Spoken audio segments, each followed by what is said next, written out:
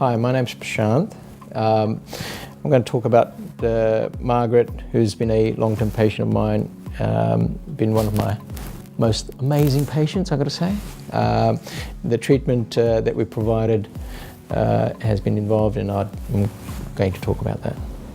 Right, so Margaret came to me some 2.5 years ago, and she came in with problems that are joint-related, something that we typically see though quite a lot of, being a prosthodontic practice.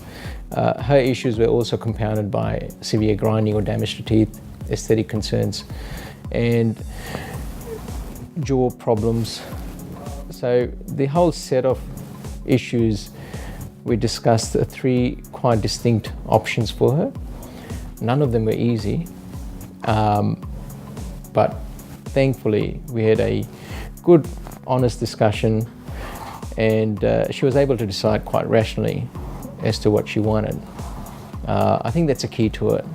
The patients really have to take it on board, what we're saying, and they need to actually, I suppose they need to have trust that, hey, I can put aside that bit and, really listen to this options. So we went through all the 3 options, and she decided on X, which was to rebuild her teeth. But in doing that, the whole process doesn't just happen overnight. You have to carefully then build the bite up, repair the damaged teeth, making sure that the joint actually recovers, doesn't get worse. That's done in a provisional sort of temporary phase so that we're not overcommitting. We need to fix the joint problems and get it out of symptoms before committing to a whole bunch of crowns and expensive work and going, oh crap, that didn't work. So there was a bit of a provisional phase where she showed good improvement. The joints became better.